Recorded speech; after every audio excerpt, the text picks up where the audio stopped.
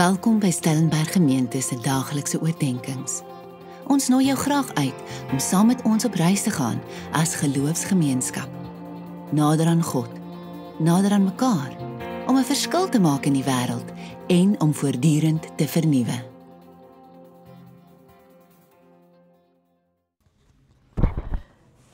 Goeiedag, dit is vandag 19 Mei, dis maandagoggend. Ek hoop dit gaan goed met jou. Ek kuier hierdie week saam met jou en ek wil graag stil staan saam met jou by een van die mooiste lofredes vir my in die Bybel. En ek is seker daarvan, jy ken dit ook baie goed. Dit is Romeine 11 vers 33 tot 36. Kom ons lees dit saam. O diepte van die rykdom en wysheid en kennis van God, hoe ondeurgrondelik is sy oordeele, hoe onnaspeurlik sy weë. Ons staan vandag stil by vers 33. O diepte van die rykdom en wysheid en kennis van God, hoe ondeurgrondelik is sy oordeele, hoe onnaspeurlik sy weë. Paulus kom sluit nou die laaste slot oop van Romeine 9 tot 11 met 'n stukkie poësie. In hierdie verse 33 tot 36. Hy het 'n hoogtepunt bereik in sy betoog en kom tot gevolgtrekking dat ons as mense die misterie van God se raadsplan nooit ten volle sal verstaan nie.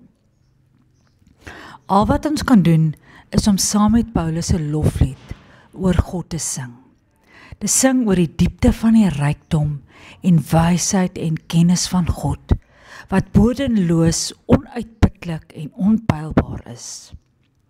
'n Loflied te sing van die rykdom van God, wat eie is aan die volheid van sy heilswerke. Te sing oor die wysheid van God, want alles wat hy doen is doelmatig, sinvol en onverbeterlik. En die besonder sy heilsplan met die uitverkiesing. Te sing oor sy volmaakte kennis van alles wat is en wat was en wat kom. In die 4 verse van Romeine 11 vers 33 tot 36 lees ons 11 verwysings na God. Die skrywer staan in verwondering. Besef ons as mens se verganklikheid en beperktheid en verheerlik en aanbid vir God.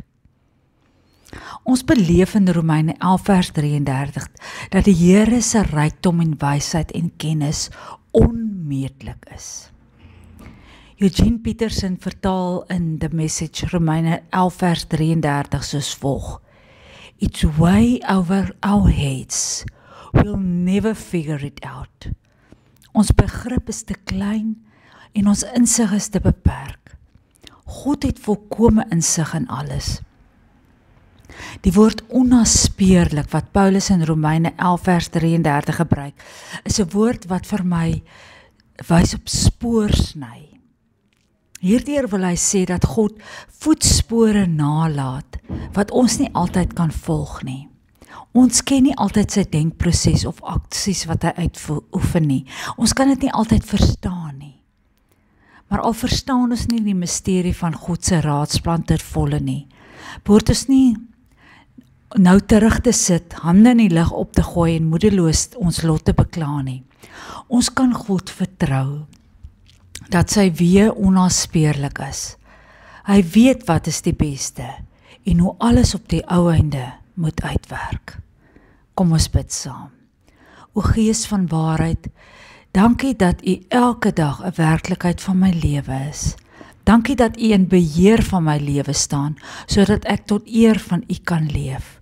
Dankie dat U 'n lewende geloof in my bewerkstellig. Amen.